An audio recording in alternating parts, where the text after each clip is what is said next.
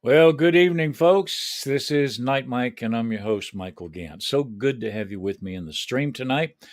Got a lot to tell you about, and then I've got a special guest tonight that I want to bring back. He's been here with me a couple times. You probably will recognize him if you once I bring him on.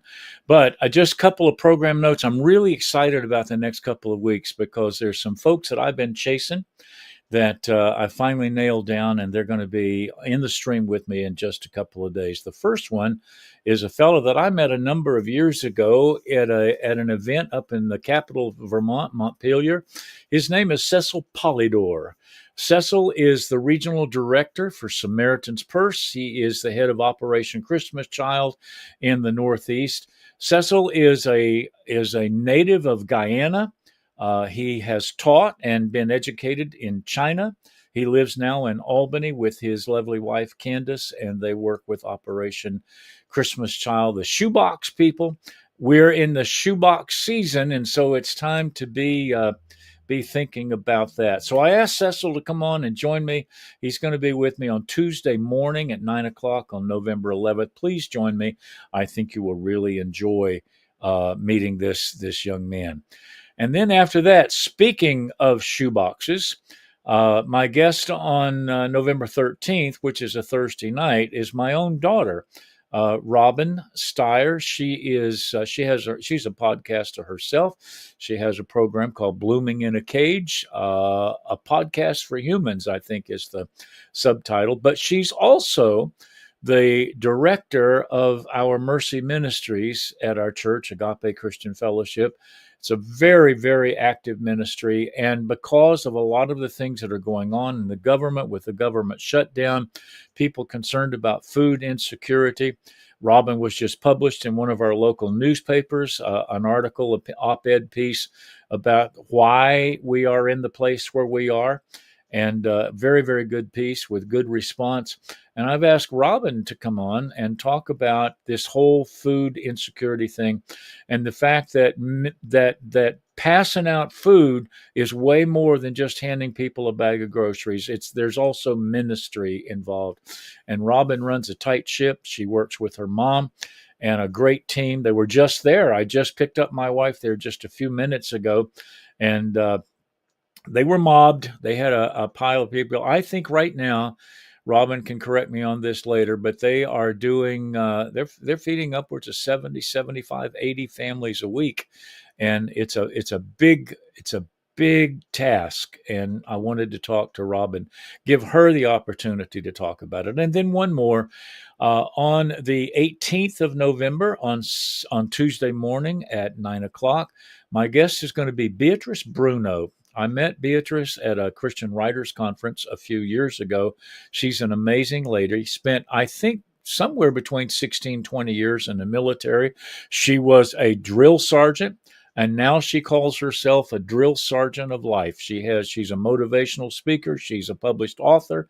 She is a just amazing. She's a live wire. So you don't want to miss my interview with Beatrice Bruno, drill sergeant for life, November 18th, 9 a.m. So tonight, I have asked my son Andrew to join us. We're going to be talking about his new book that's just been released, and I wanted to give him a chance to promote it. You know, I'm an author, and it's tough when you are an independent publisher. You got to be your own best promotional guy. So, Andrew, come into the studio tonight. How are you, son? I'm doing well. I Thanks for didn't mention to folks, I think most people probably know you by now that watch this program. You reside now in Springfield, Georgia, just outside of Savannah. Yep. Been there for how long? You been there now? Oof. We are coming into our fourth year. Has it really been that long? It's been 4 years. Wow. And we've had a bunch of babies since you left. Yeah. Yeah, I guess, what were you moving out to make more room, or? No, I had that realization that when we left, when we first got to Savannah, Eliana was in her last year of middle school, and she will be a senior next year. Oh, that's scary. That's Yeah. scary. And I hear there's some kind of boyfriend in the picture there. That's Yeah, there I'll is a speak to, I boy. want to speak to that young man. Papa's got to offer some opinions, but Yeah. that's a scary point in your life, isn't it? When you suddenly realize your children are just about adults now.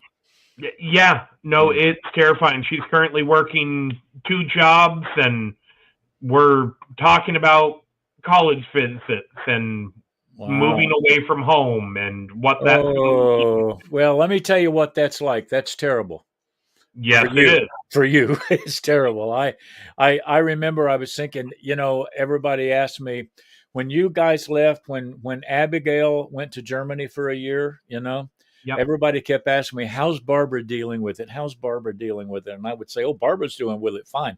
I'm the one that's going nuts. Yeah, Uh, I have come just short of bribing her to not leave the house. yeah, well, I got a news flash for you, friend.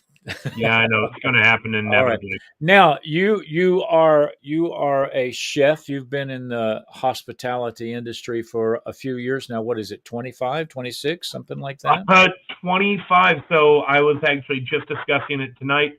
I started working at the Vermont Country Deli when I was 14 years old, and I turned 40 this summer. So Wow. yeah, Wow. So you turned 40. Now biblically you can really begin doing what you were called to do. right. I mean,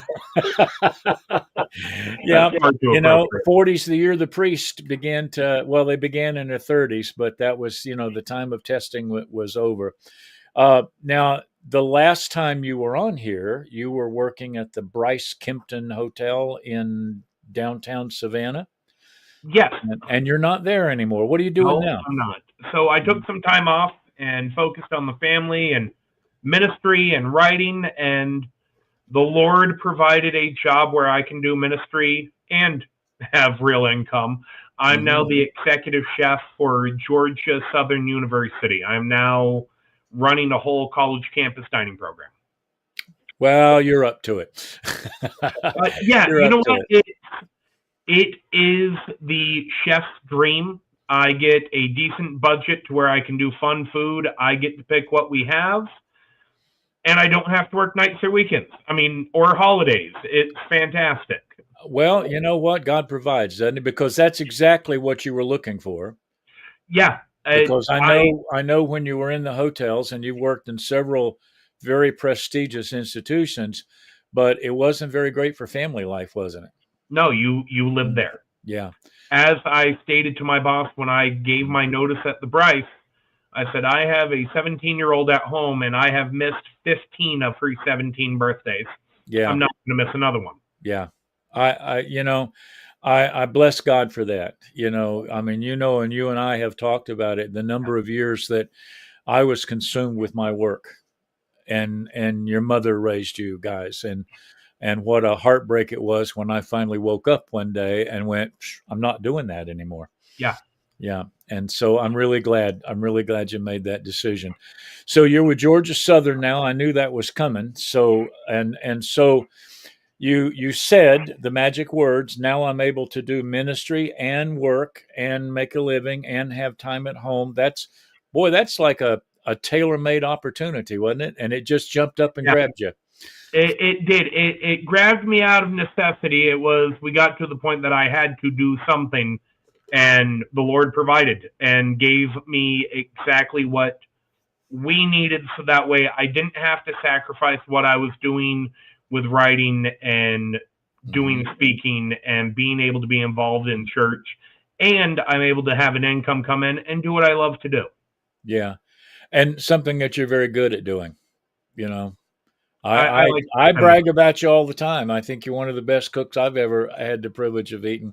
And I've got a number of food people in my family, as you well know. Your brother's an executive chef, and your baby sister's the head baker at the deli where you started working when you were 14, Yep. and she runs the place now. So, Yes.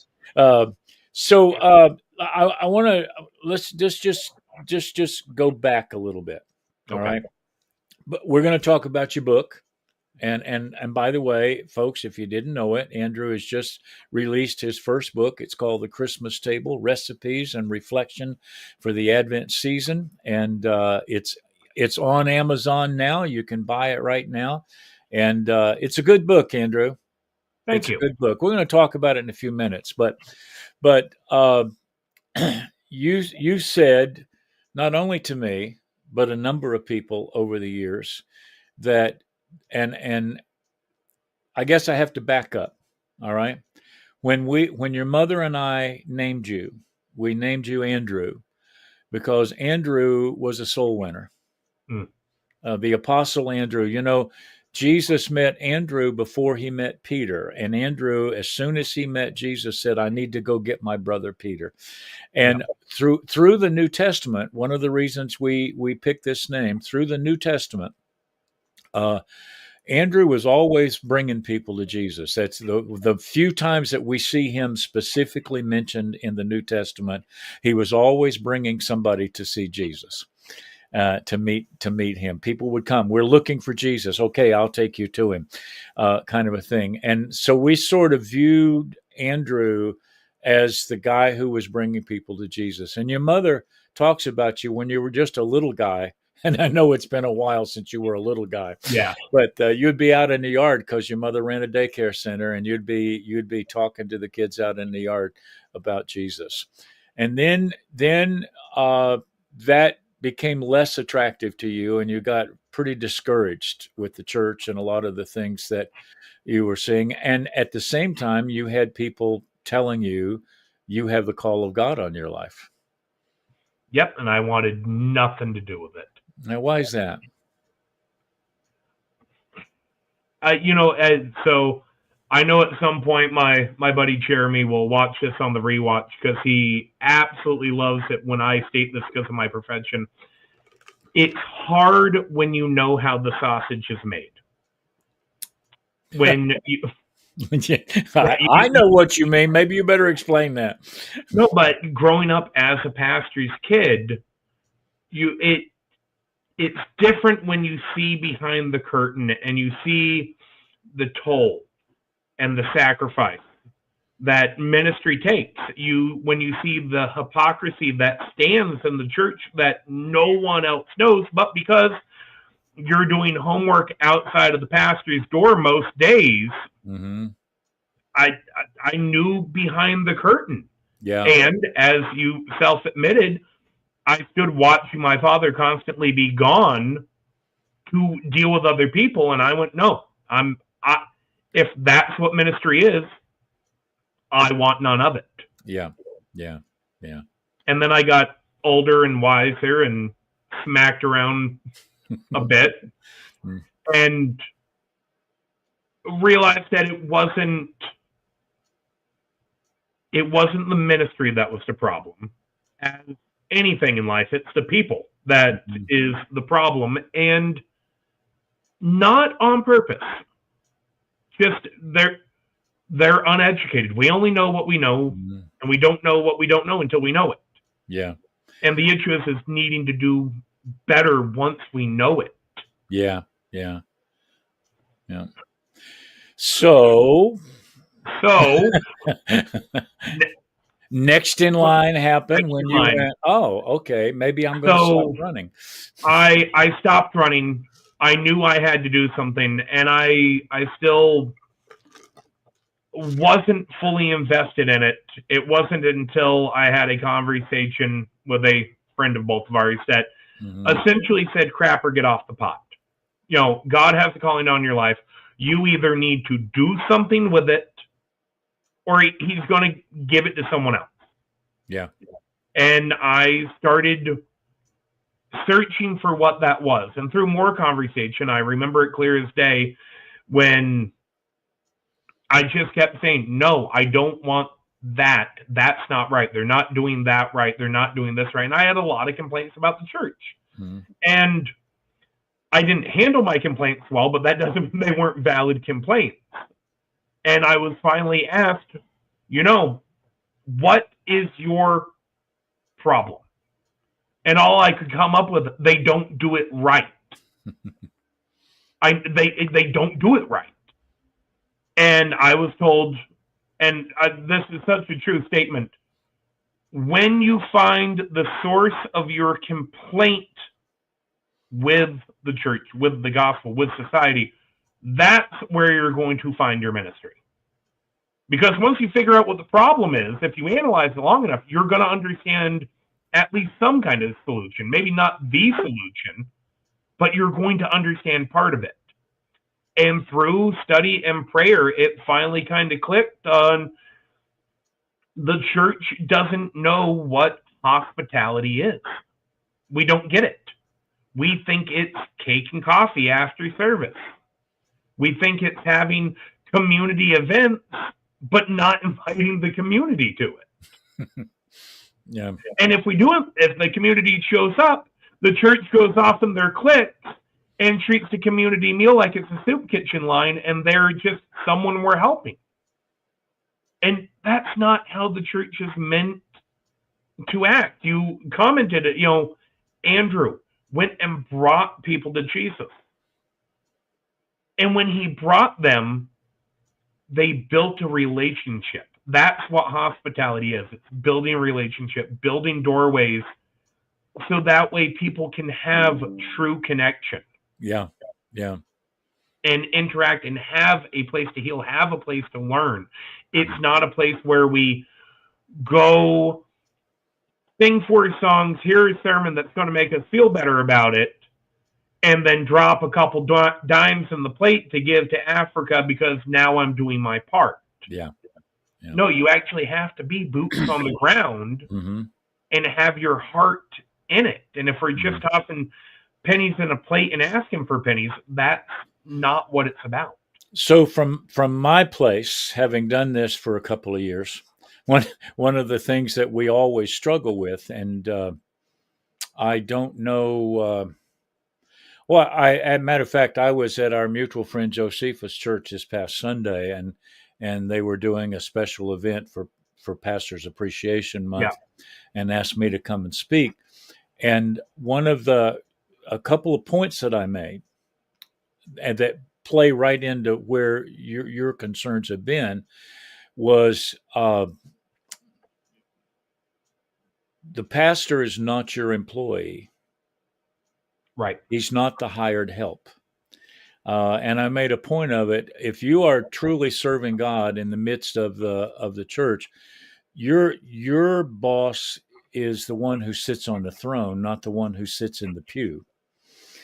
And it's funny. I had a conversation with a pastor friend of mine that I witnessed something happen in the church. It was unbiblical. I spoke up about it, and the statement was made of, well, that's the final authority. No, that man is not the final authority. Right. God is, and we are all accountable to that level. Mm-hmm. You're right. And so the corollary to that is the book of Ephesians says this, that God gave some apostles and some prophets and some evangelists and some pastors and some teachers to equip the saints for the work of the ministry. Right. A lot of people read that God gave those guys to do the work of the ministry. But those are gifts to the church to equip the church to do the work of the ministry, not to do the job of a spectator. And that's where the ministry gets very difficult sometimes, because you have, as someone has said, our faith is not a spectator sport. I've ruffled a handful of feathers down here making the statement, and I fully stand by it. If you are not active in ministry in your church, how dare you say you're part of that church? You go to it, but you're not part of it unless you are actively participating in it. I think I heard you say that one time, and you didn't say it exactly like that. You said if you're in a church and you are not actively involved in ministry, you're not a member of that church. No, you're not. Even though your name may be on the books, you're not a member of the church. You're just somebody who attends there, and there's a world of difference. A world of difference. Yeah.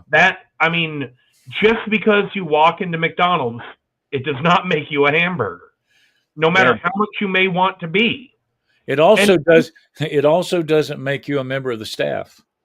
Right. And I have the conversation with the guys in the kitchen all the time. They think because they have the white coat on that they're a chef. No, no.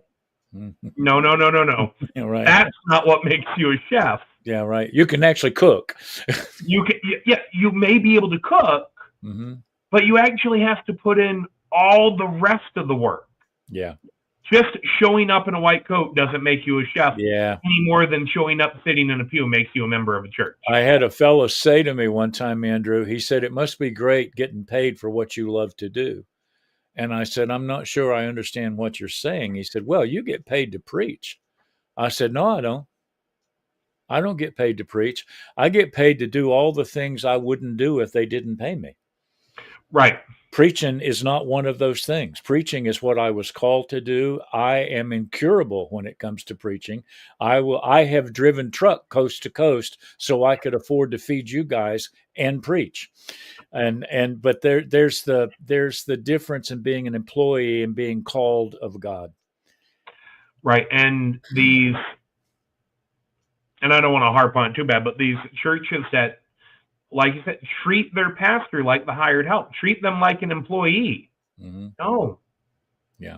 He doesn't work for you. No. Well, I've said it this way. Your pastor does not represent your voice in heaven. You already have someone there who does a really good job of that. Right. My job as a pastor is to make sure God's voice is heard in the church.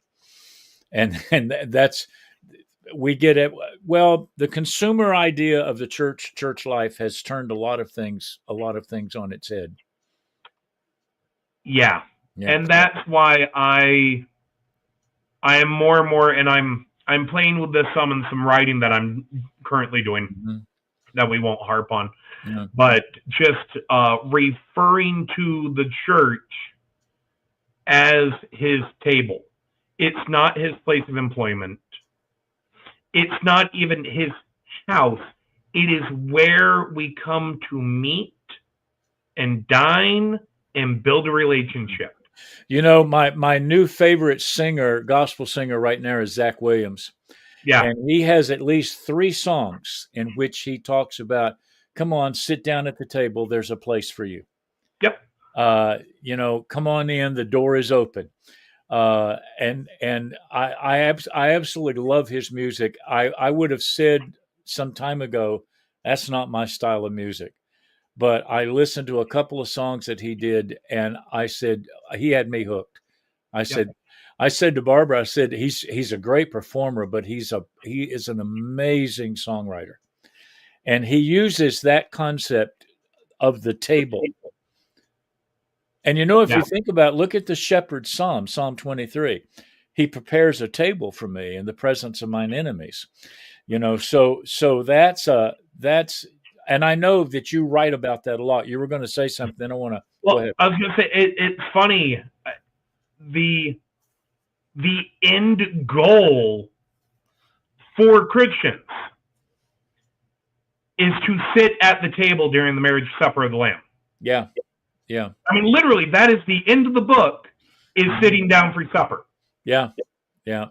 Boy. And we are supposed to be living our life as such. So why isn't the church structuring itself less like a business and more like a table with an open door? Yeah. Yeah. Well, around our place, our table's always open, and we've always got a strange assortment of people sitting at it.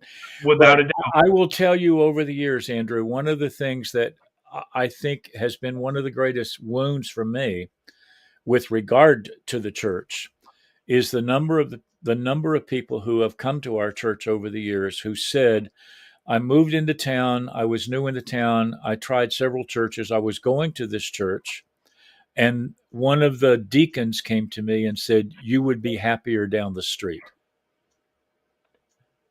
And what in the world does that say?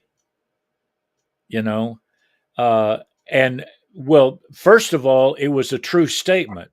It's a very mean statement to make, but it's a true statement. They came, they visited, and very happy, and so happy they came. We had a young man come into church a couple of weeks ago. He's an immigrant from Peru, Mm. And he said, I have been looking for a church where I felt welcome. He says, I finally found it.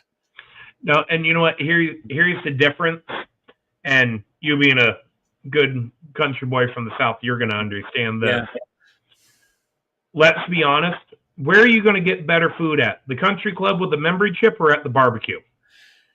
Well, that depends on what you like, but I'll go to the barbecue every I'll take the time. barbecue 10 out of 10 every Yeah. time, Yeah. where Yeah. I'm going to be welcome. I don't care if the coleslaw got dumped from a KFC bucket into a Pyrex dish. Now you're talking about your Nana. And if the ribs were cooked in a trash can for 12 hours, Yeah. that's going to be better food. That's going to be better company. And that's where I'm actually going to get full Yeah. and take a to-go box away. You know, I was sitting with a group not too long ago, and of course, I grew up in the Carolinas, and one of the things that was so unique about the church that your mom and I grew up in, uh, if you were a visitor that visited our church, you could not get out the door without at least two invitations to go home with somebody for Yep. lunch. And they might say, well, all we got is pinto beans and cornbread, but you're welcome to it. And the issue was not what was on the table, but who was around the table. Right. And this is something, and I'll just pause here for the people who will be watching this. This is the concept that Andrew has latched onto, and I think very eloquently. He began writing one book, which he's still working on, and I remember when you talked to me about it, it was interesting. I found it, interesting, and then I said, and I want to talk about it in a minute. I said, well, send me some of your stuff, and I was gobsmacked. I remember sending you a message and saying, who are you and what have you done with my son? Yeah. You used to, you're a big guy. You tip the scales at a little better than 300 pounds, and you're Yep. about what 6'5" or something like that. 6'4", but yeah. Yeah, 6'4", 6'5", and you'll get shorter as you get older. Let me tell you, I can tell My you. daughter keeps reminding me of that. Yeah, and you were a chaplain for a motorcycle gang, not gang, motorcycle club, and president. and president of this motorcycle club. So you're a big burly bearded guy, and you you write like that. Yeah. You do. You really do. And it's, yeah, Robin says my little brother. And it's, Tough nerd. I don't mean that it's not rough. It has a very beautiful eloquence to it, but it's really in your face, and I like that. I'm not subtle. Yeah. But I was really impressed. And I remember saying to you, well, we're going to make a book out of this. You need to start, we're going to have to do independent publishing. You're going to start a blog site. And you started a blog site. And boy, that thing exploded. You have got incredible number of people who know you because of that blog. And they love your stuff. They love your stuff. And I remember saying to you, don't change your style. Don't try to make it pretty. Because it's not pretty. It's eloquent, but it's not pretty. It's in your face. It's blunt, sometimes a little indelicate. You're right up. But it has a style that draws you in and makes you go, oh. I remember a seminar you did in Agawam at RTT Ministries down in Agawam, and I remember a comment that one of the participants made. I've never forgotten it. They said, I know that hospitality is a gift of the Spirit. I know that it's something that we are supposed to do and show. And this was a middle-aged guy, and he said, I've never in all of my Christian life heard anybody teach on it. Mm. And we are admonished, if not in specific wording, in the whole context of Scripture, to be hospitable people and be welcoming people. It's funny because I remember as a pastor's kid, I've heard a sermon or two. Mm-hmm. Yeah, And right. sermon after sermon after sermon, and hearing the story of Christ sitting down, eating with his disciples and telling a story. Christ being on a hill and providing a meal. Christ looking at Zacchaeus and saying, I'm going to go to your house and eat. And we love to talk about the lessons that Jesus taught in the story. But no one ever seemed to pick up on the fact of, this dude eats a lot. Every time he's talking, he's sitting at a table. Maybe there's a purpose to that. What do you think it is, Andrew? I mean, I'm thinking there is something about having someone come into your home or going into someone else's home and sitting down around a table and eating. There is some spiritual connection that is made there. Well, And even the Lord refers to it over and over again. So we're going to rewind. Yeah. And this was the scripture that really kind of opened my eyes to this concept. God put Adam and Eve in the garden. They were immortal. But he put them in the garden with every fruit and vegetable known to man. And he would come down in the cool of the day and visit with them. Yeah. Literally, God's perfect plan was a daily dinner party with his creation.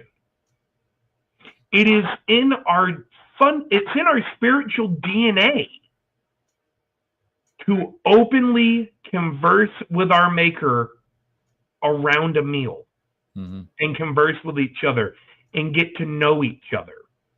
There's also the psychological piece of the fact of supplying substance for a person, supplying something that they need to live, opens up a person to being willing to converse with you. And when you make it a good meal on top of that, it's great. I was having a conversation earlier today. I was asked, what were some of my core memories when it comes to Mamo and Nana and Aunt Helen. Yeah. And one that just kind of flashed back, it's not one that I've thought about in a long time. But when we would go down to North Carolina for Christmas, and inevitably us kids would wake up long before you and Mom, because you guys were on vacation and we woke up at the crack of dawn. Mm-hmm. We would run out and find bacon and eggs on the stove and some fresh made biscuits, and Mamo sitting at the table with a cup of coffee. And she'd go, let me make you a plate. And she would set the plate down in front of us, and she'd just drink her coffee, and we would talk. And we would talk about everything and anything and nonsense and stories and history. But it was in those moments where, after I thought back about it, some of my fondest memories were just sitting at a table with a cup of coffee, chatting back and forth. Or running across the driveway to your Aunt Helen's. Or running across the driveway to my Aunt Helen's for a hamburger that she made with a cigarette hanging out of her finger with 3 inches of ash that could fall at any moment. Or watching her make fried apples with about a pound of sugar on it just to put it on top of ice cream. Yeah. I still say she used so much salt and sugar because smoking had killed her taste buds and she needed it to be that flavorful. But it was in those moments where real connection was made.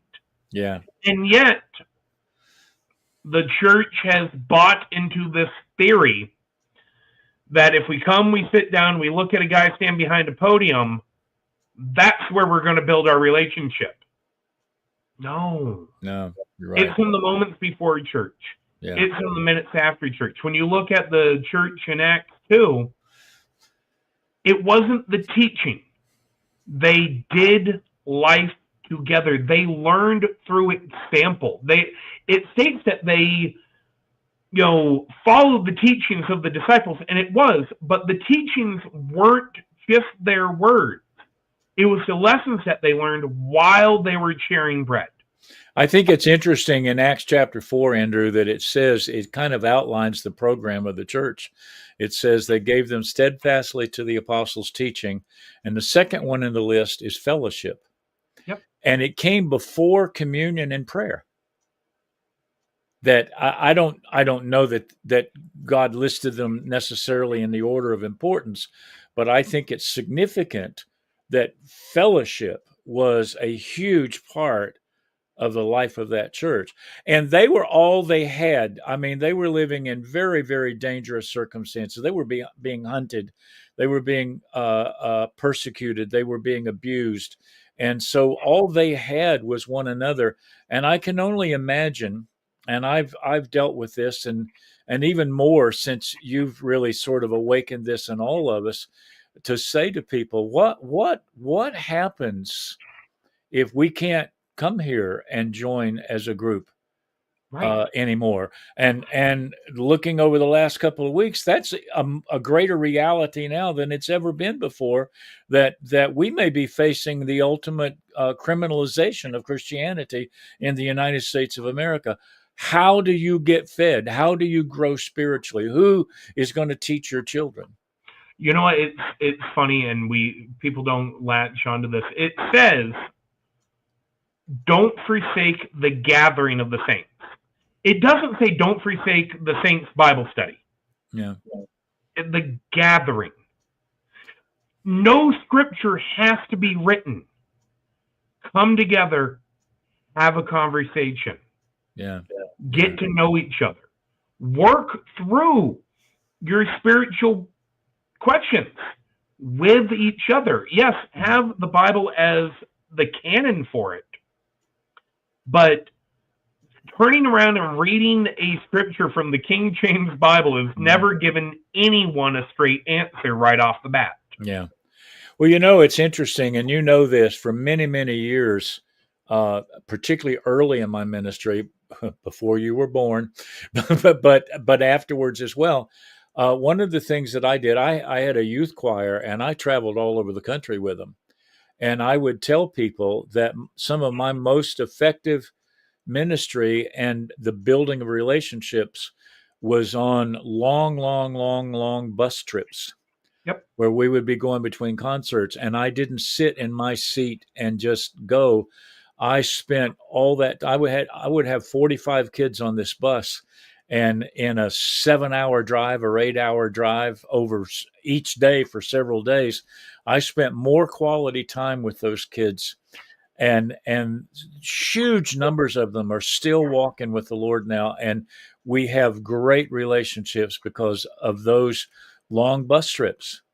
You know, it's funny. You had mentioned earlier about how I was the chaplain and president of a motorcycle club, technically ministry, nevertheless. Mm-hmm. Every year they would have their big event. They would set up a tent outside of Laconia, and they'd serve food 8 days a week. And we would do a bike blessing, and people would go, wow, you must do so much great ministry during that week. No, not really. We were just available for people.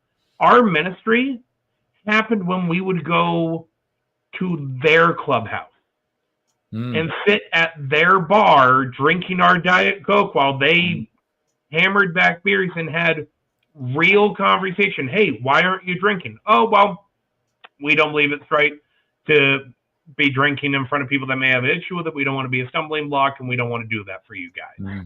So we don't drink. Oh, well, where does it say that in the Bible? Point that out to me. Well, okay, hold on.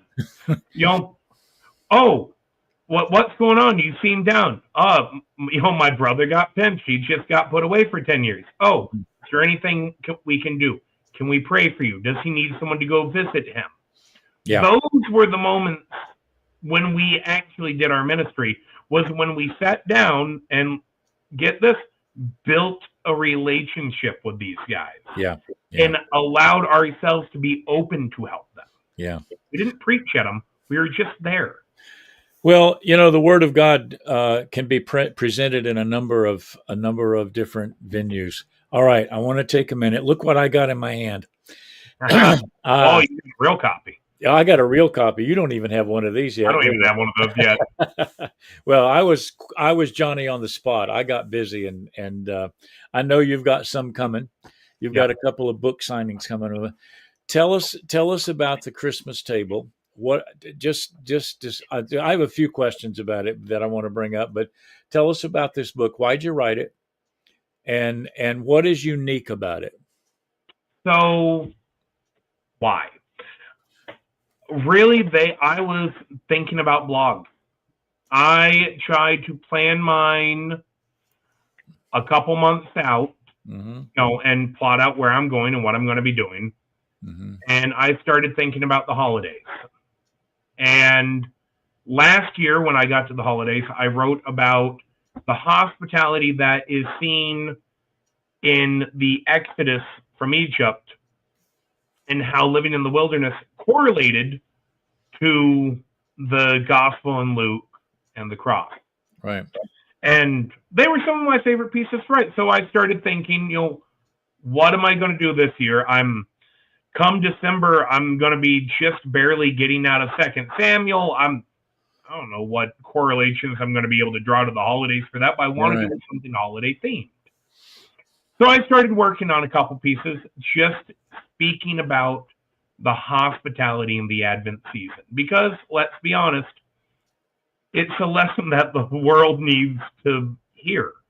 We've become so commercialized with the holidays that we forget it's supposed to be a season of giving. And Right. with Advent, it's supposed to be preparing yourself for the coming of Christ. And let me just interrupt. For all of my viewers here, Andrew is the ultimate Christmas lover. He loves Christmas. I I do. think I think you half the time if you look on the back of this book, you're playing Santa Claus. You got a Santa Claus suit on, and you go sit around and put kids on your lap. I see your cats come to visit you. Yes. She's fine. She's fine. Is that the one that will never have anything to do with me when I'm down there? Yeah, Yeah, I thought so. She's very antisocial. So anyway, you love Christmas, so I'm not I surprised do. that you would be interested in doing something for Christmas. So go ahead. So, yeah, I started plotting out what I was going to do for my book post. And I realized through discussions with my wife on Mhm. what we were going to do for Advent this year, and we had talked about Mhm. actually doing the Advent devotional and lighting the candles and going through the season. And I just kind of clicked of like, I don't think there is an Advent book or a Christmas book that talks about the hospitality in Christmas. Right. I'll see if I can write one. Yeah. And I just You just did. Well, let started me writing. let me show you a post that just came up online. Roger Gauthier says, I had mine already finished, 5 stars, passed it on to my wife, getting ready to order some more.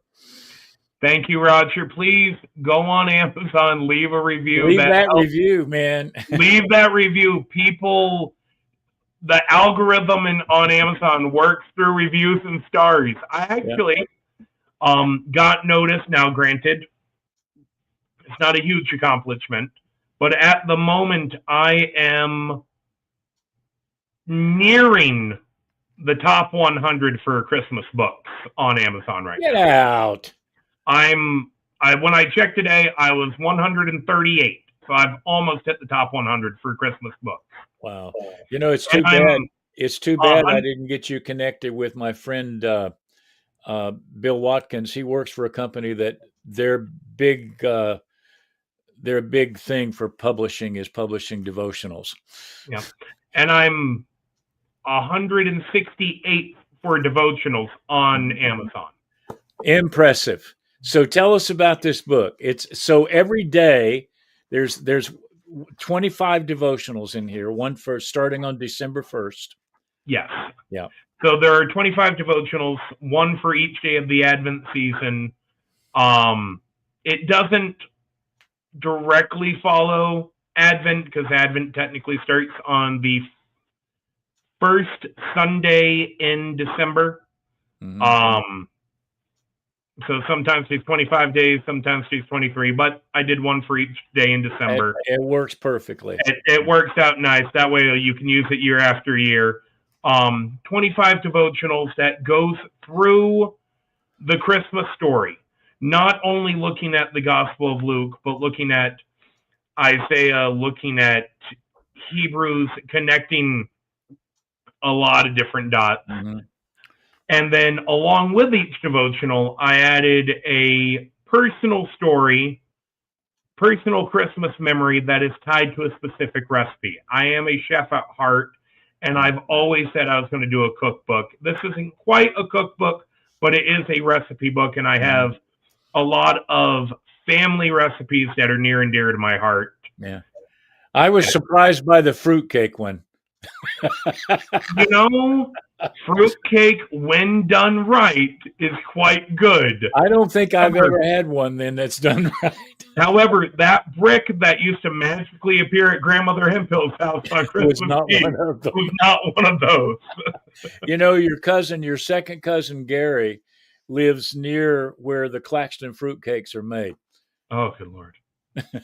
Yeah, Claxton is very near to you. You're not very far away. You could go over there and buy some real fruitcakes. And if nobody eats it, they're always good for keeping a door open. or home invasions. They do make a good self-defense weapon. Self-defense. There you go. Well, okay, so there's a couple of recipes in here that our whole family's got some kicks out of, and I will tell you that one of my favorite ones is when friends come visiting. Yeah. Yeah, that was the wise men. When outsiders bring gifts was the thing.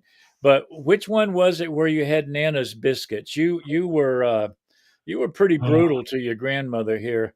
Look, I love Nana to death, and she did make a good homemade biscuit. She did. When she remembered to set the timer. She thought the smoke detector was a timer. Yeah, no, Nana could burn pre-baked biscuits.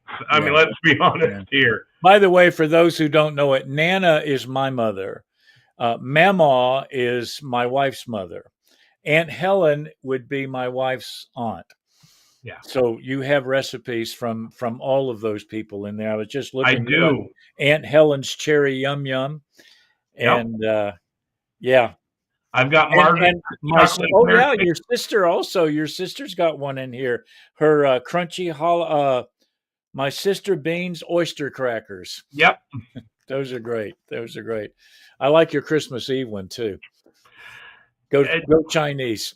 Yeah, go to Chinese. You know, so that is a strong family tradition. We do it every year. We did it every year back up in Vermont. We still do it in Georgia. We now have two traditions where one my wife wanted to do. It came up. Traditions are a funny thing, especially how they come about. When our first Christmas here, it was a struggle. You know, the first Christmas away from home it's tough. It's tough. It was tough for us too. And nothing felt right. We spent 72 hours in tears our first Christmas away from home. Mm-hmm. And we went out to Chinese because that's what we were going to do. We struggled to find good Chinese because the South doesn't know what good Chinese food is. But we found a place and we went to dinner, and we got back in the car after we had dinner, and Hannah just broke down. And, you know, there's nothing I can do to fix it. But as the husband, as the man, I wanted to fix the problem. Yeah. And I started pleading with her. I was like, look, anything you want to do, whatever we can do to salvage Christmas Eve and save the night, I'll do it. And make note, it is 7:30 at night at this point. Mm-hmm. And Hannah just goes, I want to go to the beach. Okay, let's go. I mean, we live an hour away from the beach, but let's go. And sure enough, we went to the beach. We went to Tybee that first year on Christmas Eve and just stood at the edge of the water looking at the sky. You know, Nessa and Alex were looking for Santa flying over the ocean to see if he was coming. Of course, every plane was Rudolph. And yeah, right. we stood there for a minute, and we all just kind of took a big breath in, and my wife looks at me and goes, "This sucks." And I said, "Yeah, this is rough." Mm, But you know what? We have gone to the beach every Christmas night since then. yeah. We have Chinese food, and then we go to the beach. Eliana inevitably writes "Merry Christmas 20 whatever" with the year, takes a photo of it, Hmm. and then we go home and we prepare for Santa to come and we go to Yeah. bed. Yeah. But that, along with Chinese, is our new tradition. But it was funny. I think you also leave a peanut butter cup and a cold Coke for Santa. Yeah, peanut butter cup and a cold Coke. Now, where does that come from? That was from Papa. That Yeah. he was sure that's what Santa liked, was peanut butter cup straight from the freezer and a cold Coke. Yeah. And mysteriously, it disappeared overnight, too. Yeah, that and a handful of Chex Mix. It disappeared every year. Yeah. It's funny. I wanted each of the recipes, I wanted it to be able to connect toward something. And I got to Christmas Eve, and I was like, well, I could do another cookie recipe for Santa, but, I've used all the family ones. And I laughed. I said, the only recipe I have, the only cooking I do on Christmas Eve is going out for Chinese food. Yeah, right. Yeah. And so I had to add it. Yeah. So honestly, there's only 24 recipes, but there is a good suggestion to go out for Chinese food on Christmas. Yeah. Well, it's interesting. Christmas was awful for us too. And we had all of the other kids here. We had, Robin says Santa and Papa had the same taste. They liked the same things. We had the rest of the family here, and Christmas at our house is chaotic. I mean, it is. But it was not complete. Right. It was not complete. And inevitably, kids grow up, they move away, they get married. We've been blessed. I mean, your mom and I have been blessed. You were the first ones to move away. It nearly killed us.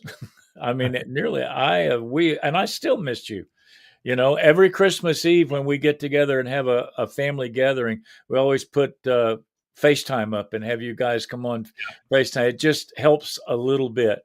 I was the same way when your baby sister took off to Germany for a year with YWAM. I never cried so hard in my life as I was on that train when I left her at the YWAM Center in Nuremberg. And got on a plane and went to Africa from there. It was awful. Yeah.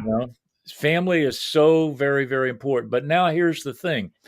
You guys are developing your own traditions now that are some similar, some different. We don't drive to the beach on Christmas Eve here in Vermont. No. It's not a place. It's not a place you want to be on Christmas Eve. But it is so. I enjoyed. Of course, I got to read this a lot because I did the editing on it. But it brought back memories for me. I mean, some of the recipes and some of the things, but I felt like this, and I think other people who read this book, I felt like I was reading the Christmas story for the first time. Okay, and by that I don't mean that the other records of the Christmas story there's anything wrong with them, but your take on them and building the whole theme of hospitality in it. Even the hospitality of a poor girl laying in a bed of hay with her brand new baby, and then all of these animals and shepherds and everything else coming in. I felt like that I was reading the Christmas story for the first time.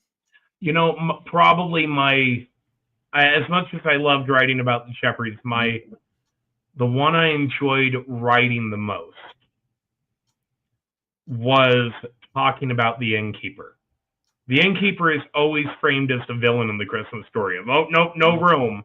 Yeah. Like a But no, hard-hearted landlord hard-hearted probably. innkeeper. Yeah. But no, he gave the only thing he had.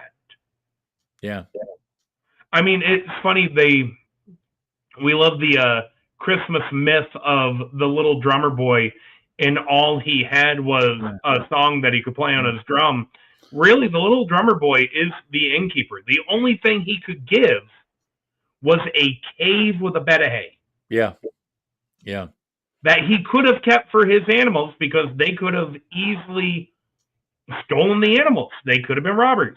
Mm-hmm. You know, the caves in Bethlehem, one of my favorite little Christmas factoids, because you are correct. I am a big Christmas fan. Yeah. Jonathan Kahn loves talking about it where, people say they don't know the time, when Jesus was actually born. We know he wasn't born in December. We are aware of this. Right. But Bethlehem was known for producing one thing in particular, Yep. and that was the lambs for the sacrifice. Mm. The shepherds were in the field. The shepherds only hung out in the field during the ewing season, so we know he was born in the spring.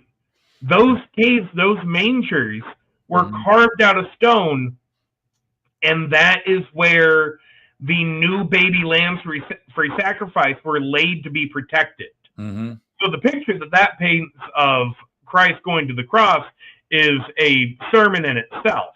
Right. But the fact that the innkeeper opened up that sacred place for this poor girl and her husband to come in and take that time, he gave everything he could. Mm.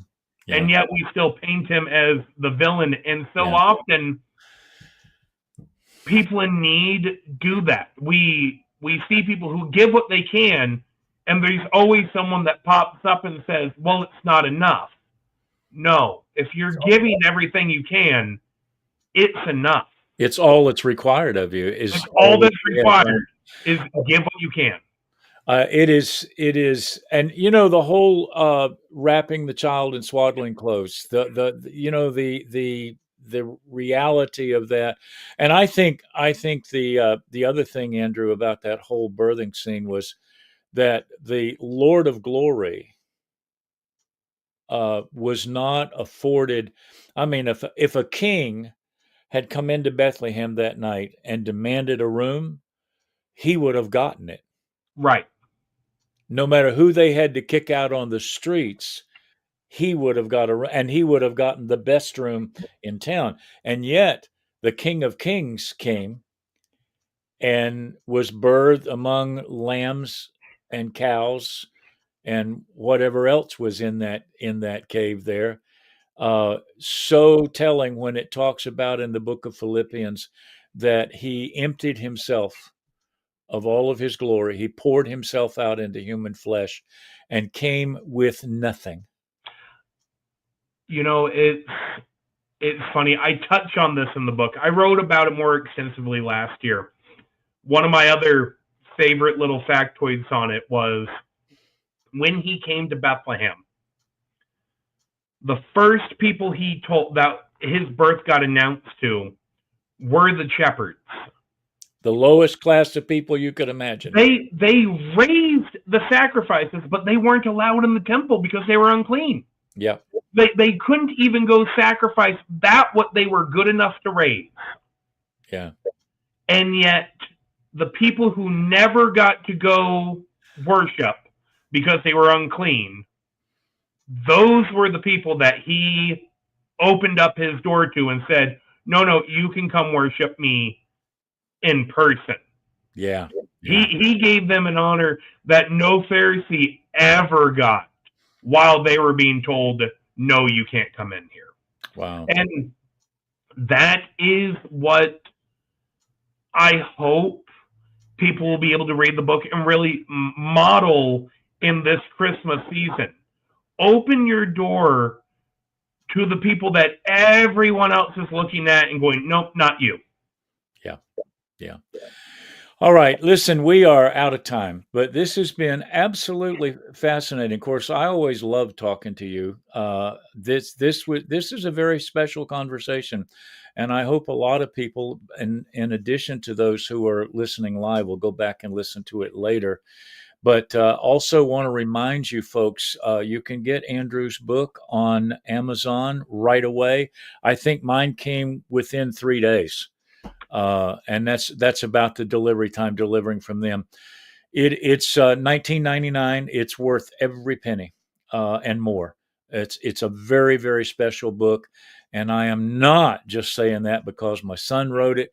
It's a very special book, and it's very well done. And I believe your heart's going to be blessed.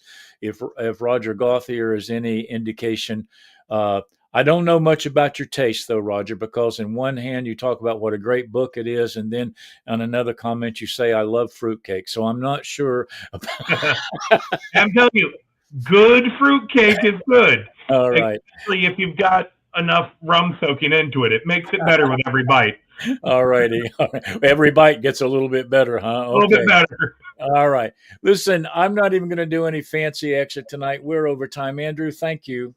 Thank you for coming on. Thank you. Folks, join me on Tuesday morning for my interview with Cecil Polydor. I think it's going to be an enjoyable one, and you can get involved in the Christmas, the Operation Shoebox.